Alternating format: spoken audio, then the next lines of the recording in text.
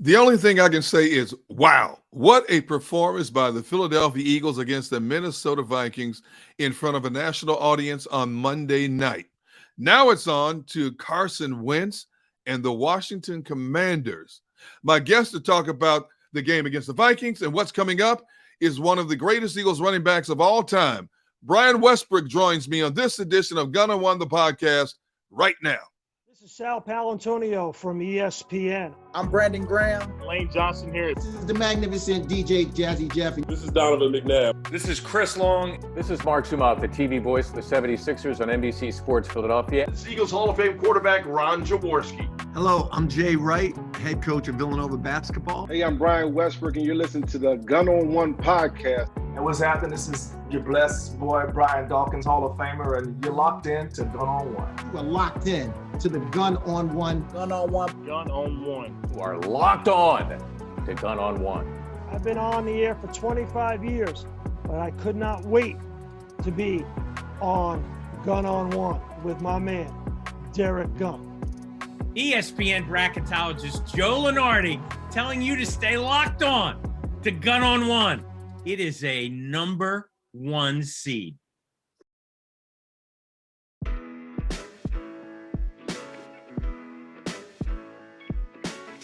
Hey, everybody. Thanks for joining me on the Week 2 edition of Gunn On One, the podcast. It is powered by JAKIB Sports Media. I'm Derrick Gunn. The game was near perfection Monday night against the Minnesota Vikings. I don't think anybody thought it would be that lopsided, but it was, much to the credit of the Philadelphia Eagles.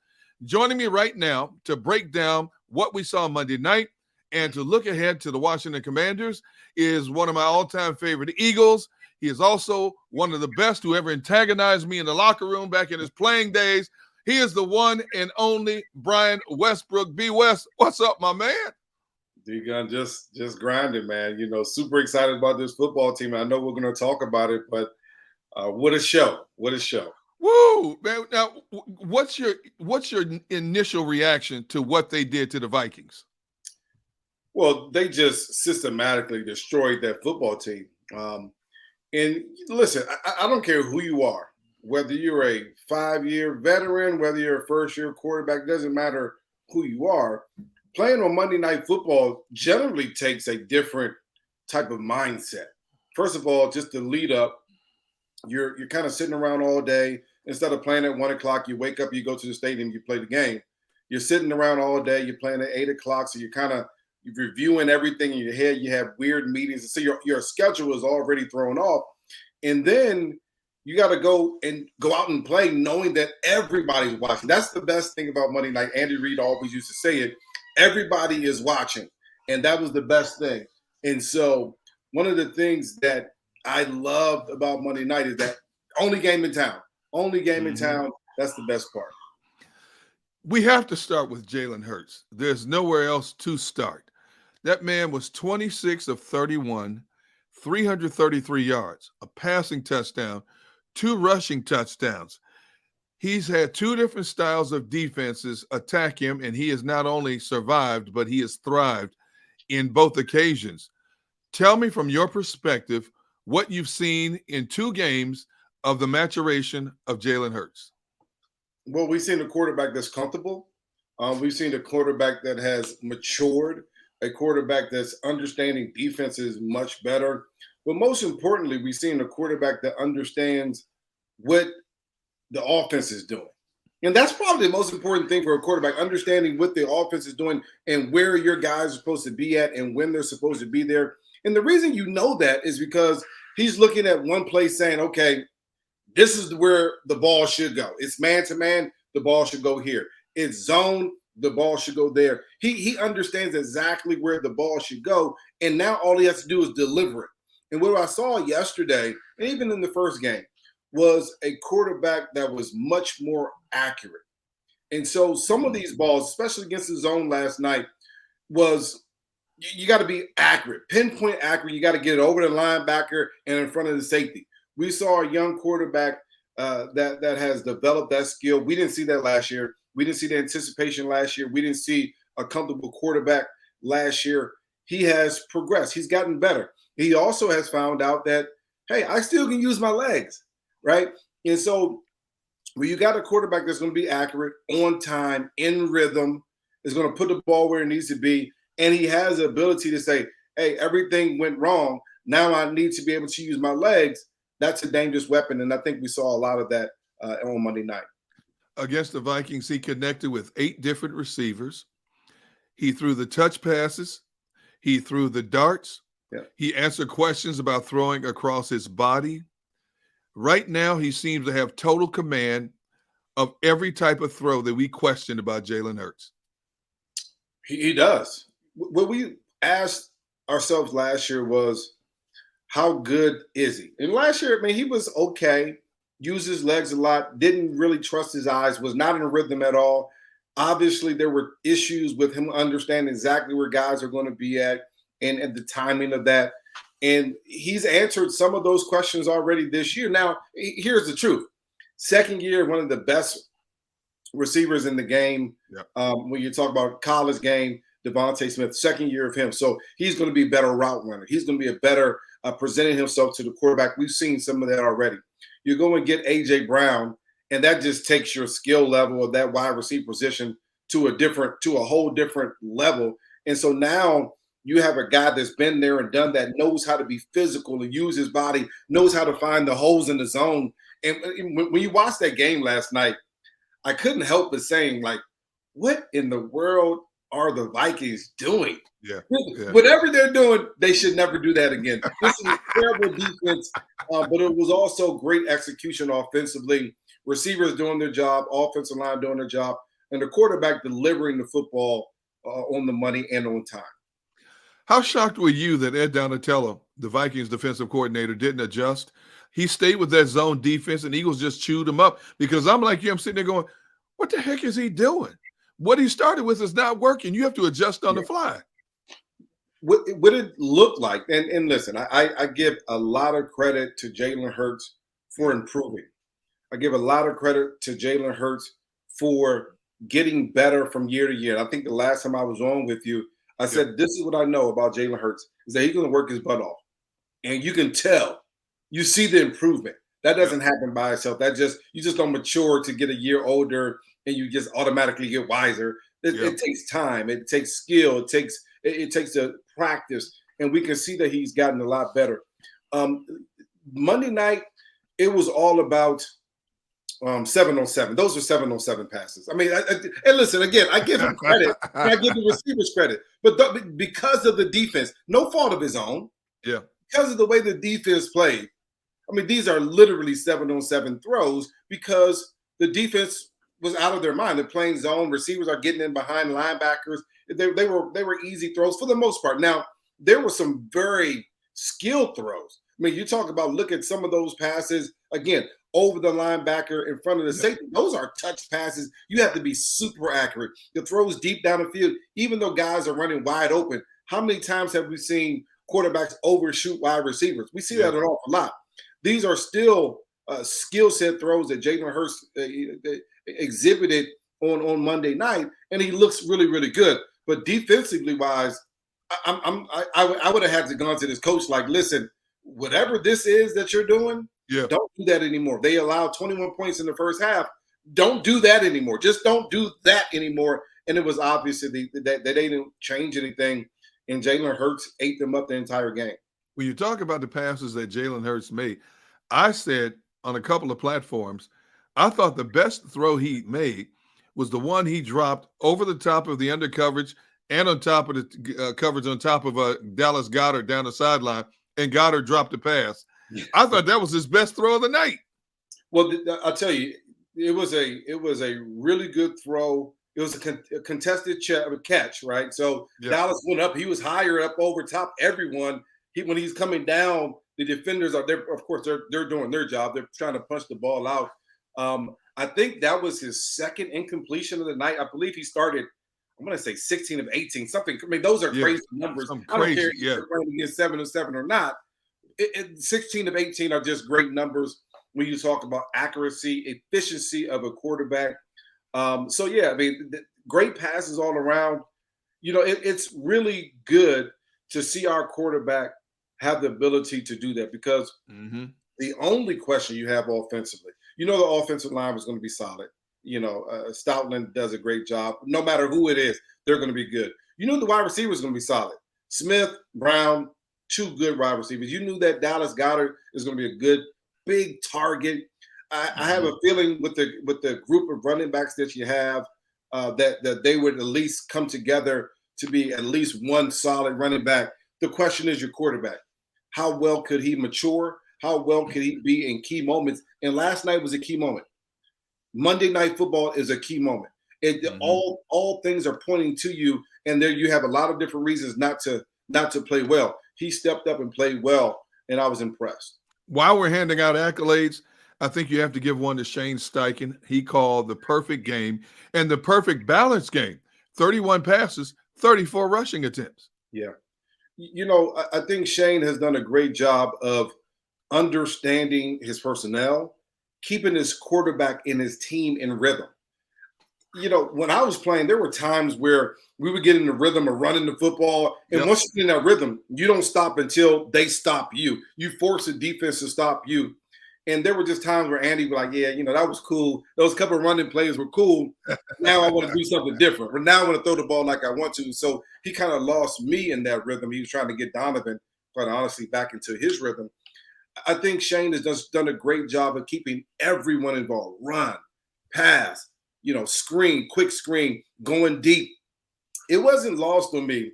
And I want to say it must have been maybe early in the second half that we get to right around the 45, 50-yard line, first down. And A.J. Brown hadn't touched the ball in a little bit. I know. He got one-on-one coverage on the left-hand side as our offense was going away, was actually going towards the big scoreboard. And Jalen Hurts just gave him a shot. He gave him a chance. And actually, the pass probably maybe 2 or 3 yards too long. But it's not lost to me that even as a quarterback, he feels like, okay, I got to get my guy involved a little bit. He hasn't touched it enough. You kind of see it in basketball where your star player hasn't touched the ball in the last 2 or 3 possessions. Right. And, you know, the coach calls a play for him just to make sure he touches the football. I think Jalen Hurts has that skill set to understand I got to make sure I get everyone involved. And Shane has just done a great job of keeping defenses off balance, making them guess. And when you have a quarterback that can run and a defense is guessing, that allows for so many different things, positive things for the offense, and they all lined up well on Monday night. All right, B. West, I want you to take me inside the mind of a running back, your position. When I look at Miles Sanders over the first 2 games, he's running with authority.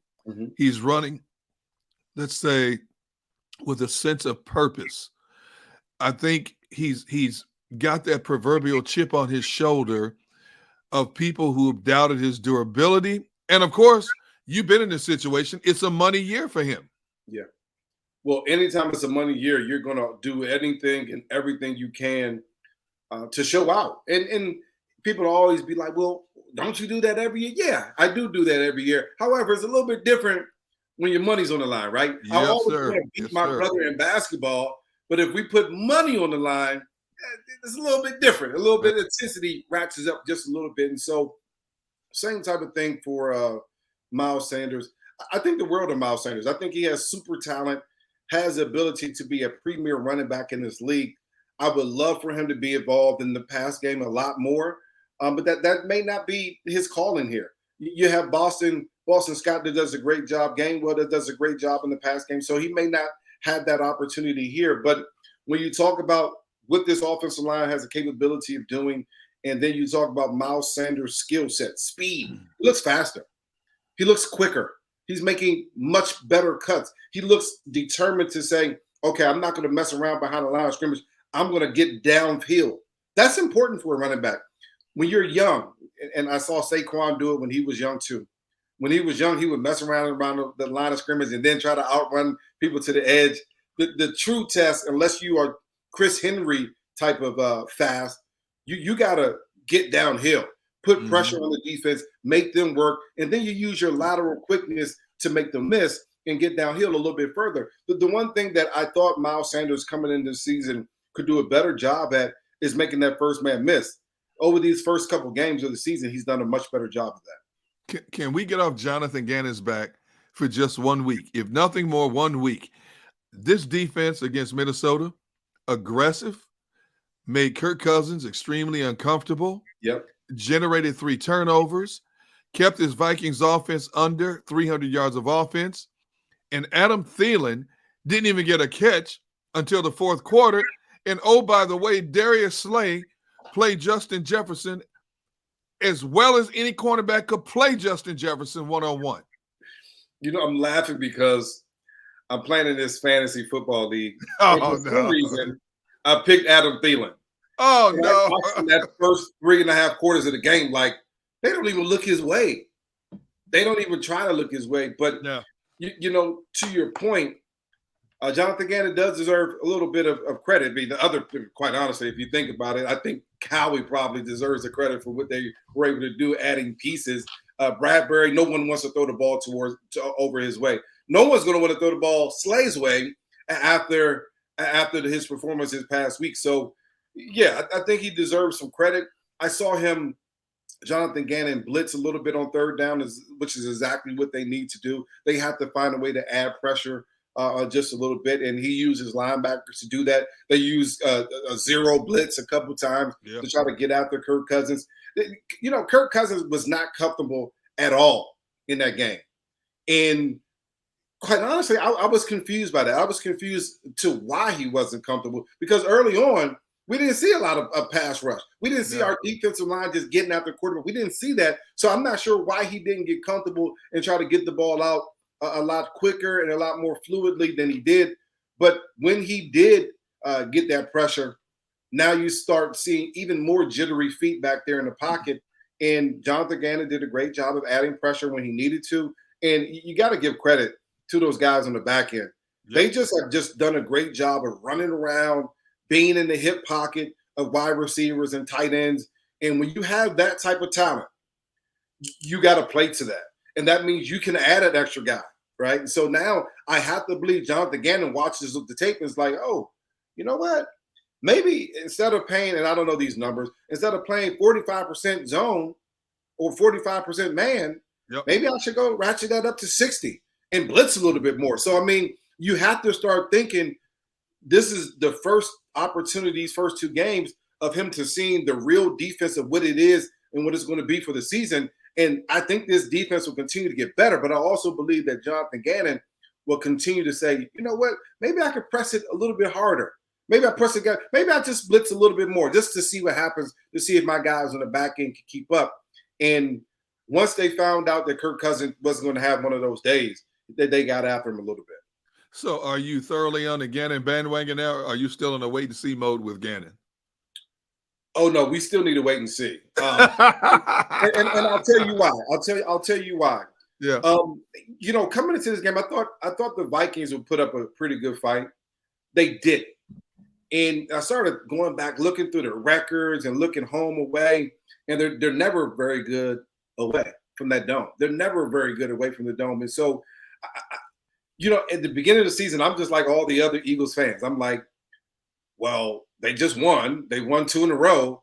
That obviously means they're going to the Super Bowl, right? I think that's what all Eagles fans are saying. This is a Super Bowl football team. I saw someone posting on Twitter today, it's going to be the Bills and the Eagles in the Super Bowl. But I'm also old enough, mature enough, and seen enough to understand that the Lions probably be better than they were last year, but they're not going to be a good football team.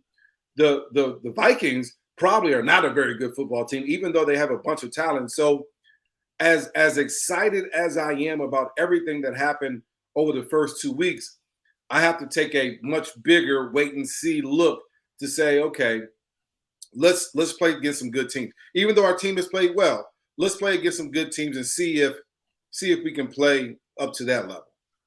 All right, well, that brings us now to our next opponent, the Washington Commanders, and a guy named Carson Wentz. Yeah. Now, he may not come out and say it publicly, especially when you consider the way he left Philadelphia and the way he kind of embarrassed his way out of Indianapolis, and the owner of the Colts basically came out and blasted him. How bad do you think Wentz wants this game against the Eagles? Oh, he wants it. I remember when I went to San Fran, and I mean, I was old and I wasn't Carson. Carson's the number 1 pick, you know, the 2nd pick overall, whatever it is. I was done. My career was over for the most part. I was still playing, but my career was done. But even when the Eagles came out there was a little bit of revenge there. There was a want for me to want to show Andy Reid and his staff, the players, that I still can play football. So we talk about a young man with, I'm sure he has ego like every other player in the NFL. He wants to show this team that he can still play football and that they made a mistake, period. And he may never say that, but he's definitely thinking it. And he's played well these first couple of weeks. He's thrown the ball all over the place. They got some good receivers down there. So, he wants to come here and show that, we're actually the game's down in Washington. He wants to show that he can be a very good player. If I'm him, you have to figure out a way to go after this defense. That's the hard part, because the only thing that they put on tape is interceptions and pass deflections and blitzing your quarterback, all those different things. He has to be weary of that. It's going to be a really good matchup for him. Outside of injuries, why do you think we haven't seen that Carson Wentz that we saw in 2017? He's had some good moments, but he's had more moments that seem to stand out since that season. The good thing that I'll say about, and I'll use Jalen Hurts to give an example about Carson. The good thing that I know about Jalen Hurts was he may not have said it out loud to the media, but he went back and said, my game is flawed in a way. I have to get better. And that's why every time I talk about him, I always lead with, I know he's going to work his butt off. Yeah. Now, is he good enough? We'll see. But I know he's going to work his butt off. And part of working his butt off is being real enough to say, hey, this is what I did good, and here are the 3 things that I did bad. I got to improve on those 3 things. That was something that I actually prided myself in. When everyone's singing your praise and you still got to figure out, okay, where can I improve? Or when no one's singing your praises, you got to say, okay, maybe they're right. Where can I improve? Mm-hmm. There were parts of Carson Wentz, especially when he's here, and obviously I haven't covered him in a while, but there were parts of Carson Wentz when he was here that it felt like he was never willing to say, hey, I can be better. Or, you know what, that's my fault. Or I helped to cause that. And that's a flaw in a lot of professional players, not just him, but a lot of professional players are never willing to look at themselves as the answer. And this is what I know what happens when you do look at yourself. You say, okay, you know what? Maybe I didn't play as bad as I thought I did.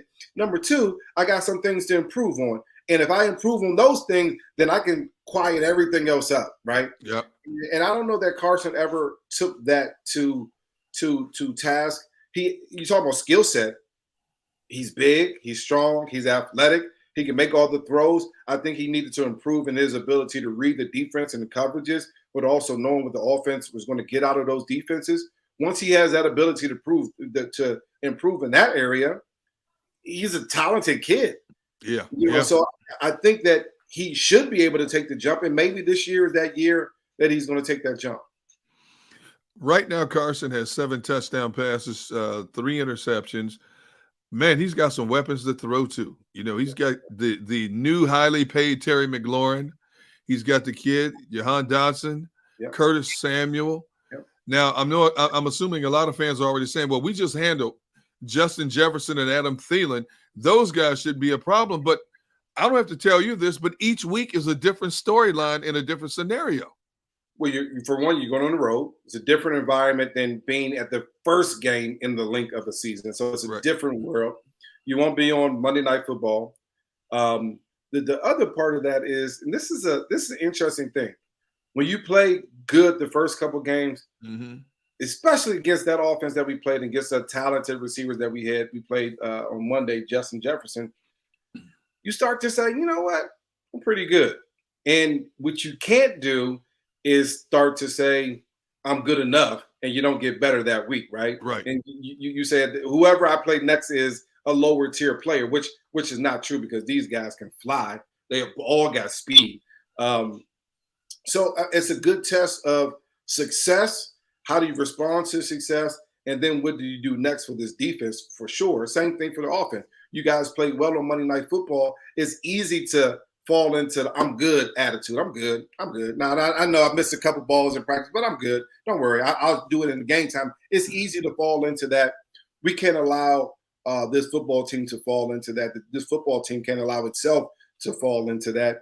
But this will be another test. You got a quarterback that can throw the ball all over the field, and you have talented weapons. Antonio Gibson's a very good running back. Yes. So you'll be tested on every part of your defense. You'll be tested defensive line, linebacker-wise. Your discipline, your eye discipline, whether it's, do I need to cover this tight end, or do I need to run up to the quarterback to try to tackle the quarterback? You'll be tested in your discipline and your technique on the outside, because you got speedy receivers that can go. And all you have to do is make one mistake and Terry McLaurin's pass you. Same thing with Dotson. So this will be another good test. And as I look at this season, this is actually what you want as a player. Yep. You want the games to get progressively harder. Pass one test, go to the next. And you want your confidence to continue to grow, so that time that you get to the middle of the season, you got something that's welled up inside of you that says nobody can beat me. When I'm playing my game, no one can beat me. Now I got to make sure that I'm focused enough to be able to play my game. And if I can do that, then the world is mine. That's what you want. Now, the way this Eagles offense is rolling, and you look at the Washington's defense, their defense has been struggling somewhat. On paper, it looks like the Eagles should blow this team out. But I don't have to tell you this. When it comes to division games, there is nothing etched in stone. And when you take into consideration some of the shockers we've seen over the first 2 weeks of the NFL season, it goes under the heading of always expect the unexpected when it comes to these two. Listen, division games are difficult to predict. Division games can go any and every way. Why can't we think Carson Wentz can just have one of those days, one of those 2017 days where he just looks like Marino? Why wouldn't we think that? So you got to be prepared for that. You got to be ready for that offensively and defensively. You got to be ready for a street fight. You're going into another person's house and you're trying to take something from them. That's the victory. And if you have the ability to go out there and try to take something, you should be ready for a fight. This team should be ready for a fight down in Washington. I agree with you there. All right, enough talking about football in general. I want to talk about Brian Westbrook, and congratulations are in order. You have been appointed as the Director of Player Engagement for the new XFL, which kicks off in February. How did this come about for you, man? Well, I would say it started, I don't know, 6-7 years ago with me getting involved with 76 Capital, just understanding business, trying to say, I got with some guys with 76 and said, and I told them, listen, I understand business. I got a business degree from Villanova. I got an executive business degree from Wharton Institute down at UPenn. I've been an investor for the last 20 plus years, but I want a better understanding. So I had to say, hey, here are my strengths. Here are my weaknesses. Same thing you got to say as a player, right? Right. And they said, okay, let us explain to you. Let us teach you. And so over the course of a few years, they taught me. They allowed me to sit in on meetings, allowed me to understand the VC and business world, which was great.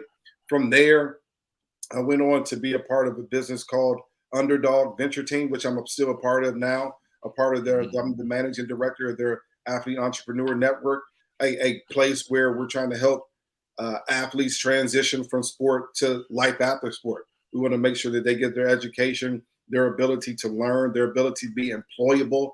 We want to connect the dots with their network so that they can build and expand their network so they can be successful after they play. And then I got a call from Mark Ross. And I don't know, do you remember Mark Ross? Yeah. Mark Ross was the head of college scouting when I was coming out of college. So he actually recruited me coming out of Villanova. And he was named the director of player personnel or football operations for the XFL, director of football operations for the XFL. And he said, listen, this is what we're looking for. We're looking for someone that can help our guys be employable, help them get educated, help them understand that there is a life after football. And I'm literally living that. And we want to make sure that they can be successful. And so I said, Mark, that's my life. I want these guys to be successful. I don't want people saying you played football and now you're bankrupt. You made millions of dollars and now you're looking for, you got to go coach high school football because you don't have any money. I don't want that to be our story anymore.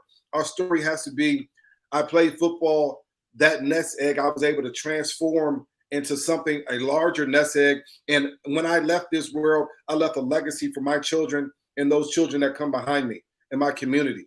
That's what I want to, all football players, all athletes to be able to say. And that's kind of how that role with the XFL started. All right, so what specifically will your job description entail? So, you know, there are people that help the guys on the field, coaches, yep, all those people that help the guys on the field. My job is to make sure that the young men understand a couple things. Number one, that even if you go from the XFL to the NFL, you play 10 years, you probably are going to be early 30s when you're done. Yep. And because of that, you have another 35, 40 years of working. And what I also know, I made good money during my career. I saved my money, didn't spend any of it. And I literally could just do nothing, but that's just not who I am. And for many players, that's not who they are either. They want to stay active. They want to continue to do different things.